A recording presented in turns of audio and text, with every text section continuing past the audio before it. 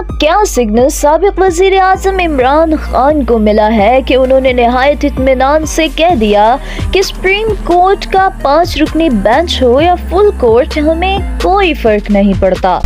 इमरान खान ने social media पर लिखा कि सुप्रीम कोर्ट का 5 रुकनी बेंच हो या फुल कोर्ट, हमें कोई फर्क नहीं पड़ता, क्योंकि हम सिर्फ जानना चाहते हैं कि इंतखाबात आइन में फराहम करदा मुद्दत 90 रोज के दौरान हो रहे हैं या नहीं। बिलाशुबा इस वक्त इमरान खान खुद एतमादी की बुलंदियों पर हैं। वो ये जानने के बावजूद कि मुल्क के मुख्तदर इदारे आम इंतखाबात की राह में सबसे बड़ी रुकावट हैं और सख्त तहफ़्फ़ुज़ात रखते हैं, फिर भी इमरान खान को यकीन है कि कुछ ही दिनों में मुल्क की अदलिया आम इंतखाबात की राह हमवार कर देगी और जब पोलिंग होगी तो बैलेट बॉक्स से निकलने वाला नतीजा इनकी कौमी असम्बली में 2/3 अक्सरियत की नवीद लेकर आएगा। यही वजह है कि इमरान खान कहते हैं कि मैंने अपनी 2 असम्बलियां तहलील करने से कबल अपनी चोटी के आईनी माहिरीन से मुशावरत की और उन सब की मुत्तफ़िक़ा राय थी कि इंतखाबात के 90 रोज में इनेकाद के हवाले से मुतल्लिक़ा आईनी शिक को फैलाना मुमकिन नहीं।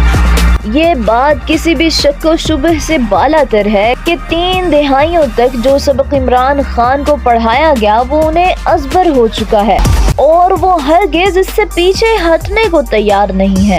यही वजह है कि उन्होंने लिखा है कि मुजरिमों की इम्पोर्टेड सरकार, इसके सरपरस्त और एक निहायत मुतनाज़ इलेक्शन कमीशन अब आइन का खुला मजाक उड़ाने पर उतर आए हैं।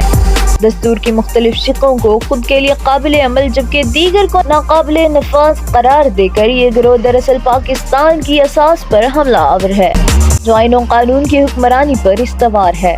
चेयरमैन PTI का कहना था कि ये इंतखाबात से इस हद तक खौफजदा और अपने सजा याफ्ता मुजरिम कायदीन को बचाने के लिए इस कदर बेचैन है कि दस्तूर और कानून की हुक्मरानी की आखिरी अलामत को मिटाने तक पर आमादा हैं। इमरान खान को इस ज़हनी कैफियत से निकालने की तमाम कोशिशें अब तक नाकाम और नामुराद रही हैं। अल्लाह ना करे कि इन कोशिशों में कामयाबी के लिए कौम को अजीज हमवतनों का खिताब सुनना पड़ जाए। पाकिस्तान न्यूज़ इंटरनेशनल से फिल वक्त इतना ही। मजीद खबरों, तज्ज़ियों, अपडेट्स और मालूमात के लिए हमारे साथ रहिए और हमारे चैनल को लाइक, शेयर और सब्सक्राइब करके सपोर्ट करना बिल्कुल मत भूलिएगा।